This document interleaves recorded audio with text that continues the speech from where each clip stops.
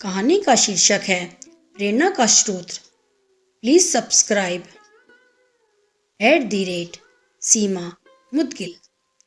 प्रेरणा का स्रोत। दोस्तों, जिंदगी है तो संघर्ष है, तनाव है, काम का प्रेशर है, खुशी है, डर है, लेकिन अच्छी बात यह है कि ये सभी स्थायी नहीं है। समय रूपी नदी के प्रभाव में से सब प्रवाहमान है। कोई भी परिस्थिति, चाहे खुशी की हो या गम की, कभी स्थायी नहीं होती, समय के अविरल प्रभाव में विलीन हो जाती है। ऐसा अधिकतर होता है कि जीवन की यात्रा के दौरान हम अपने आप को कई बार दुख, तनाव, चिंता, डर, हताशा, निराशा, भय, रोग आदि के मकड़ जाल में फंसा हुआ पाते हैं।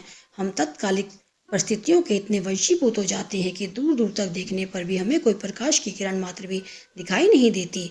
दूर से चींटी की तरह महसूस होने वाली परेशानी हमारे नजदीक आते आते हाथी के जैसा विशाल रूप धारण कर लेती है और हम उसकी विशालता और भयावता के आगे समर्पण कर परिस्थितियों को अपने ऊपर हावी हो जाने देते हैं। वो परिस्थिति हमारे पूरे वजूद को हिला डालती है, हमें हताशा, निराशा के भंवर में उलझा जाती है।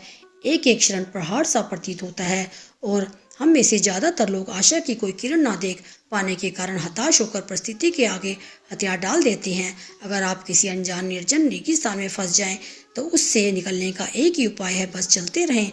अगर आप नदी के बीच जाकर हाथ पैर नहीं चलाएंगे तो निश्चित ही डूब जाएंगे। जीवन में कभी ऐसा क्षण भी आता है जब लगता है कि बस अब सब कुछ भी बाकी नहीं है। ऐसी परिस्थिति में अपने आत्मविश्वास और साहस के साथ सिर्फ डटे रहें, क्योंकि हर चीज का हल होता है, आज नहीं तो कल होता है।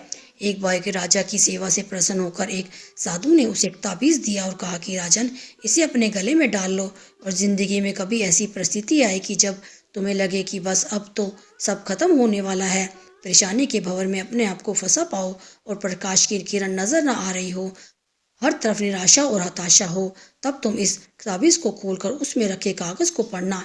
इससे पहले नहीं, राजा ने वह ताबीज अपने गले में पहन लिया। एक बार राजा अपने सैनिकों के साथ शिकार करने घने जंगल में गया। एक शेर का पीछा करते करते राजा अपने सैनिकों से अलग हो गया और दुश्मन राजा की सीमा में प्रवेश कर गया। घना जंगल और सांझ का समय, तभी कुछ दुश्मन सैनिकों के घोड़ों की टापों की आवाज राजा को आई और उसने भी अपने घोड़े को ऐंठ लगाई। राजा आगे आगे, दुश्मन सैनिक पीछे पीछे। बहुत दूर तक भागने पर भी राजा उन सैनिकों से पीछा नहीं छुड़ा पाया। भूख प्यास से बेहाल राजा को तभी घने पेड़ों के बीच में एक गुफा सी दिखी। उसने तुरंत स्वयं और घोड़े को उस गुफा की आड़ में छुपा लिया और सांस रोककर बैठ गया। दुश्मन के घोड़ों के पैरों की आवाज धीरे धीरे पास आने लगी। सैनिकों से घिरे हुए अकेले राजा को अपना अंत नजर आने लगा। उसे लगा कि बस कुछ ही क्षणों में दुश्मन उसे पकड़ मोट के घर उतार देंगे। वो जिंदगी से निराश हो ही गया था कि उसका हाथ अपने ताबीज पर गया और उसे साधु की बात याद आ गई। उसने तुरंत ताबीज को खोल कर कागज को बाहर निकाला और पढ़ा। उस पर्ची पर लिखा था, यह भी कट जाएगा। राजा को अचानक ही जैसे घोर अंधकार में एक ज्योति की किरण दिखी। डूबते को जैसे कोई सहारा मिला। उसे अचानक अपनी आत्मा में एक अकथनीय शांति का अनुभव हुआ। उसे लगा कि सचमुच यह ब्याहवा समय भी कट ही जाएगा। फिर मैं क्यों चिंतित हूँ, अपने प्रभु और अपने पर विश्वास रख। उसने स्वयं से कहा कि हाँ, यह भी कट जाएगा। और हुआ भी यही। दुश्मन के घोड़ों के पैरों की आवाज पास आते आते दूर जाने लगी। कुछ समय बाद वहां शांति छा गई। राजा रात में गुफा से निकला और किसी तरह अपने राज्य में वापस आ गया।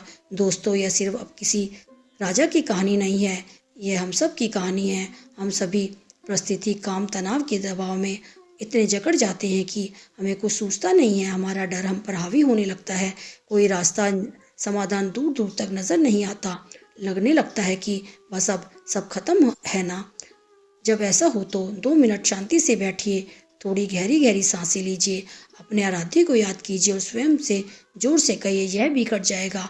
आप देखिएगा कि एकदम से जादू सा महसूस होगा और आप उस परिस्थिति से उभरने की शक्ति अपने अंदर महसूस करेंगे। आजमाया हुआ है, बहुत कारगर है।